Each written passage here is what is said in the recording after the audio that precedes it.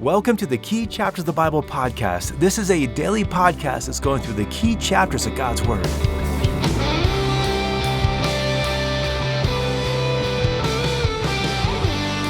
There's an old kid's toy called Jacob's Ladder. I never really understood what that toy is about, except that it's named after today's passage, which is nothing like a toy. Today we're going to study Genesis 28 and see that Jacob's Ladder is one more key chapter in the unfolding of God's plan for His people. So welcome to the Key Chapters podcast. It is an honor and a privilege to go through God's Word with you. Today we're going through Genesis 28, and I should probably let you know we're kind of bending the rules of this key chapter a bit here because we normally go through one key chapter per day, but the story of Jacob unfolds over the course of many chapters, and rather than giving a week to the story of Jacob, we're only going to take a couple days just to skim across his life. So if you've read Genesis 28, then you know how it starts, and you know it starts out with Isaac blessing his son Jacob and telling him to go to a place called Padan Aram to find a wife. But we're really entering the situation mid-story, and so to understand what's going on, we need to quickly skim Genesis 25, 26, and 27. So let's turn back to Genesis 25 and put this passage in its historical setting. At this point in Genesis, the records of the patriarchs are in full swing. God has covenanted with Abraham that Abraham would have descendants as numerous as the stars, they would live in the promised land, and through whom all the people of the world will be blessed. And yet, of course, Abraham and Sarah were unable to have children until she was 91 years old. And so God is going to have to perform a miracle, and He does, and He miraculously gave them Isaac. But the arrival of Isaac was not the final chapter of the story. And in Genesis 22, God tested Abraham by commanding him to sacrifice Isaac. And with that command, we saw Abraham respond with serene faith. Abraham recognized that this command meant God was going to do another miracle. He's already given them one miracle with the birth of Isaac, and if Abraham was to carry out that command, God would have to do another miracle. And so Abraham figures God's got this and set out to obey God. And the Lord did. He provided a ram for Abraham to sacrifice instead of his son. And so Abraham trusted the Lord, and he demonstrated the kind of nation that Abraham was going to establish. One built upon faith and obedience, and one where every person would be ransomed by a sacrifice provided by God. Well, as we go on in this story, by the time we get to Genesis 25, decades have passed. We've skipped over Genesis 24, where the Lord clearly provided Rebekah to be Isaac's wife. And here now in chapter 25, Isaac's 60 years old. And like Abraham and Sarah, Isaac and Rebekah couldn't have any kids. And so therefore, there was no human way for God's promises to be fulfilled. And if God was going to fulfill His covenantal promises to Isaac, then God would have to do something. And in chapter 25, He does. He provides them twins. So let's look at the birth of these twins in chapter 25. By way of just a quick run-through of this chapter here, if you glance down at verse 26, it says that Isaac was 60 years old when Jacob and Esau were born, and that means Isaac and Rebekah didn't have kids for 20 years. And so, back in verse 22, eventually Rebekah conceives, and she doesn't feel great. Turns out she's having twins. And in verse 23, the Lord says to her, "Two nations are in your wombs, and two peoples will be separated from your body. And one people shall be stronger than the other, and the older shall serve the younger." And the key point of that verse is that the older shall serve the younger, which was a big deal back then because normally it was the other way around. Well, by and by, the twins are born in verse 24. And the first boy to come on out was Esau. And verse 25 says he was a red and hairy little guy. Now, Jacob came right along with him, holding onto his heel. But officially speaking, Esau was the firstborn. And therefore, in that culture, the moment he came out first, he possessed the birthright to one day rule the family. Okay, so the boys are born. Now let's fast forward to when Jacob and Esau were still young men in chapter 25. Verse 27 tells us their personality types. Esau was a skilled hunter, a man of the field. Jacob was a peaceful man who lived in the tents. Verse 28 also tells us some of the dynamics of the parental favoritism going on in this family. And just by the way, parents, don't do this with your kids. It says that Isaac loved Esau because it had a taste for game. Rebekah loved Jacob, doesn't say why. But this parental favoritism is not a good situation. And so as the story goes on, in verse 29, Esau, he's out in the fields. Jacob's in the tent cooking up a stew. In verse 30, Esau comes back and he says to Jacob, "Please let me have a swallow of some of that red stuff there." In verse 31, Jacob's like, "Sure, sell me your birthright." In verse 32, Esau stalls and says, "I'm going to die anyway, go ahead." In verse 33, he's like, no, I'm serious, swear. And so in verse 34, Esau agrees, and Jacob gives him bread and lentil stew. Now this probably seems like a silly thing that guys might do, but look what verse 34 says. "Thus Esau despised his birthright." Well, that's a surprise, and it sure is. But it sets the tone for how Esau's legacy begins to unravel. The next window into the unraveling of Esau's legacy is in Genesis 26 with the choice of Esau's wives. So let's look at Genesis 26, verses 34 and 35. Genesis 26:34 says, "When Esau was 40 years old, he married Judith, the daughter of Beeri the Hittite, and Basmath, the daughter of Elon the Hittite, and they brought grief to Isaac and Rebekah."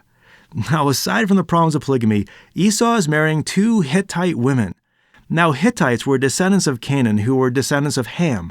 You might remember that Ham was the one who looked upon Noah's nakedness after the flood, and God did not covenant with the descendants of Ham or the people of Canaan. He covenanted with the descendants of Shem and the people of Abraham. And so these Hittite women were not from the people who were in covenant with God. And we need to consider the significance of this. Esau was a member of the covenant community that God had established through his grandfather Abraham and his father Isaac.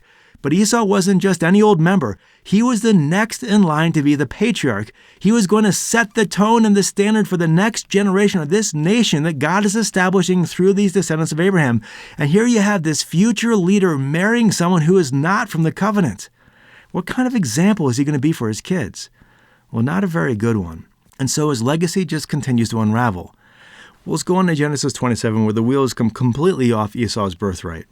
Going on to Genesis 27, in verse 1, Isaac's getting old. His eyes are too dim to see, so he calls over Esau. In verse 2, Isaac wants to bless Esau because he doesn't know when he's going to die, and he wants to transfer authority to Esau before he's dead. So in verse 3, Isaac tells Esau, "Go grab your quiver, go hunt for some food, come back, we'll cook up a meal, and I'll give you the blessing." Now, back then, the blessing by the head of the family was extremely important. These official blessing ceremonies would pass the authority from one generation to the next. They were often celebrated with a meal. But here's the thing. Isaac wants to do this, but why? After all, we just saw back in chapter 25, verse 23, that the Lord told Rebekah that Jacob would be the one who would receive the promise. Why wasn't Isaac on board with God's plan? Well, it seems like he'd rather follow the rules of the world regarding birth order and birthright rather than the revealed will of God. Perhaps he was just so trapped in the world's ways of doing things that even with God's prophetic message to him and his wife, he was just unable to get on board with God's agenda, or at least not for a little while longer. And so this is kind of a dysfunctional situation. As an example of the dysfunction of this family, in verse 5, Rebekah is listening to Jacob and Esau scheme for this ceremony to pass the baton to the next generation. So Rebekah's got her own scheme. And so in verse 6, when Esau goes out to the field, she goes and gets Jacob and she tells him what she just heard. And so in verses 7 and 8, she's schemingly saying to Jacob, "Jacob, listen to me. Go get me 2 choice young goats and I'll prepare your father's favorite meal. He'll think you're Esau and he'll bless you instead." Now, in verse 11, Jacob doesn't think this is going to fly. And he's like, "Esau's hairy, I'm not." In verse 12, he says, "If Dad touches me, he's going to see I'm not Esau. And not only is he not going to bless me, he's going to curse me." But in verse 13, Rebekah urges him, "Go do this."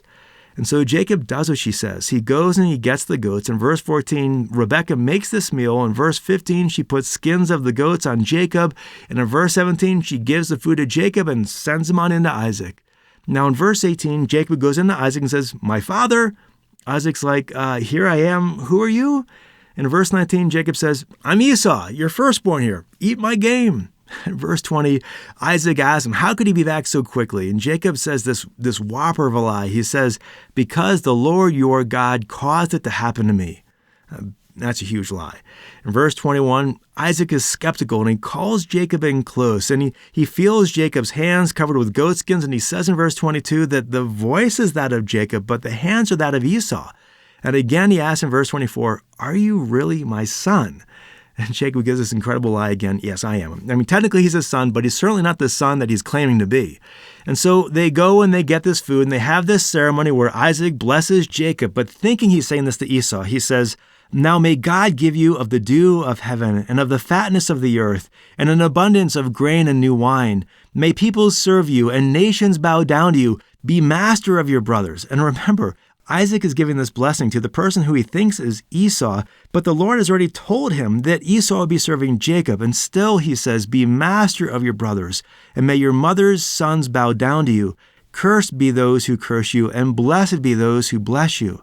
And so here Isaac is giving Jacob the whole enchilada, and this blessing includes 4 elements. 1, agricultural prosperity in verse 28, respect and success, verse 29, authority for Jacob to be master over the family, verse 29, and a cursing and a blessing for those who would curse and bless Jacob. And so Isaac thinks he's giving this blessing to Esau, but he's really giving it to Jacob. So obviously this whole blessing is based on a lie. And Isaac eventually finds out what's happened. But then at that point, he doesn't rescind his blessings on Jacob. Instead, Isaac gives Esau a so-called blessing in verse 47, saying that Esau would be the one who would serve Jacob. And that now brings us to chapter 28, our key chapter for the day. These opening verses give us Dad's blessings and his counsel. Now, Isaac's counsel was for Jacob to not marry a Canaanite woman, but instead to go to Padan Aram and find a wife from among the daughters of Laban. And it's interesting to see that that's what Jacob does. And verse 7 says it was in obedience to his father and mother. Now, Jacob may be a deceiver, but he seems on board with the whole point of being separated from the world. Well, going on in Genesis 28, Isaac then gives Jacob a real blessing. And so in verses 3 and 4, Isaac says, "May God Almighty bless you and make you fruitful and multiply you, that you may become a company of peoples. May he also give you the blessings of Abraham to you and to your descendants with you, that you may possess the land of your sojournings, which God gave to Abraham." And so this blessing included two primary points: that God would make him fruitful and become a company of people, and that he would possess the promised land. And so it seems now at this point, Isaac is finally coming around to the fact that God has chosen Jacob over Esau. Now, in terms of the sequence of these events here, Jacob's whole deceptive goat skin wearing act has just happened. Understandably, everyone's ticked at Jacob and his brother Esau wants to kill him. So in verse 10, Jacob flees to a place called Haran, where his mom Rebekah was from. Haran is way up to the north and even to the east a bit on the southern edge of modern-day Turkey. And on that journey, the Lord met him in a dream, and this dream is why we're calling this a key chapter, because in this dream, the Lord gave Jacob the same kind of promises that he gave to Abraham and Isaac. Now, this dream is called Jacob's Ladder. I have no idea how that relates to the toy, and if you know, feel free to drop me a line. Either way, Genesis 28:11 says, "He came to a certain place and spent the night there because the sun had set. And he took one of the stones of the place and put it under his head and lay down in that place." It's never great when you have to use stones as pillows. And so in verse 12, "He had a dream, and behold, a ladder was set on the earth with its top reaching to heaven, and behold, the angels of God were ascending and descending on it." Verse 13 says, "And behold, the Lord stood above it and said, I am the Lord, the God of your father Abraham and the God of Isaac. The land on which you lie, I will give it to you and your descendants. Your descendants will also be like the dust of the earth, and you will spread out to the west and to the east and to the north and to the south. And in you and in your descendants shall all the families of the earth be blessed. Behold, I am with you and will keep you wherever you go and will bring you back to this land, for I will not leave you until I have done what I have promised you." Now, this should sound a lot like God's covenant with Abraham. Basically, it's just reiteration of the same covenant. And so here, God promises to bless Jacob, and he promises that he will give Jacob this land, that his descendants will be as numerous as the dust of the earth, and through these descendants, all the nations of the families of the earth will be blessed. But here's the key point. Aside from the fact that God has just reiterated his covenant that he's made with Abraham, notice who God is not making this covenant with. God is giving these amazing promises to Jacob and not to his older brother Esau. Now why? After all, Jacob is the guy who just gypped his brother out of the whole family inheritance. But if you were to jump to Genesis 33, verse 9, Esau does all right for himself, and anyone who knew him would say he got the birthright after all. But here we're seeing that the real birthright, the one that mattered, the one that would determine world history, came through Jacob by the promise of God. And so look at Jacob's response in verse 17. He's afraid and he says, "How awesome is this place? This is none other than the house of God, and this is the gate of heaven." And he makes an altar to the Lord and says in verse 22, "This stone which I have set up as a pillar will be God's house, and all that you give me, I will surely give a tenth to you." And so Jacob fully believes God's promises, and he is fully on board with establishing this nation, and he begins to change the way he lives in light of God's agenda for his life. And this is the kind of faith we saw in Abraham. It's not really the kind of faith we saw in Isaac. It's definitely not the kind of faith we saw in Esau. But Jacob receives this promise and it changes his whole life. And like his grandfather Abraham, Jacob shows us what it looks like to believe God's promises and live in light of them. Well, that's Genesis 28. Okay, that's Genesis 25 to 28. We've covered a lot of ground, so we'll just end things there. Thanks for listening. Have a great rest of your day. And until tomorrow, God bless. Hey, this is Russ again, and I've got another quick announcement I'd like to share with you. As you know, I've written a study guide on the book of Genesis that's available on Amazon, and today I'd like to announce a way you can get this book for free. You see, I wrote this book to help God's people better understand God's message. But I realize there are people who are listening to this podcast from around the world, and the book might not be available to them for various reasons. And so I'm pleased to say that you can now get nearly the entire book for free as a devotional guide on the YouVersion Bible app. It's got nearly everything there, just it's missing the opening material and the closing material. If you go to their plans section and you search for key chapters of Genesis, this book should just come right on up as one of their plans. You can just read almost the whole thing again for free. Now you might be wondering, what is the YouVersion Bible app? That's actually the app that comes up first when you search for Bible in the Android and iTunes app stores. I think they're always first, and as a couple of years ago, they were on over 450 million devices, and so you may have seen it, and you may have even already had it installed on your phone, and in fact, you might have heard of this podcast through there because for a while they had a podcast section. We were one of the 15 podcasts that they would support. It's got that little logo. It's a maroon Bible that says Holy Bible in it, and so it's super common, might be on your phone already. Anyway, if you open the app, they've got a little section on the bottom called Plans for like reading plans, devotional plans, things like that. It covers a variety of material. And if you go to their plans section and you search for key chapters of Genesis, the book should come right on up. So again, it's almost the whole book for free. You don't have to live in America or even buy the book to benefit from it. It's available on YouVersion for free, or of course, it's also still available on Amazon as well if you want to have it in print form. I hope you check it on out, and thank you to everyone who has bought the book already. I hope it's been a blessing to you. Thanks again. Have a great day, and God bless.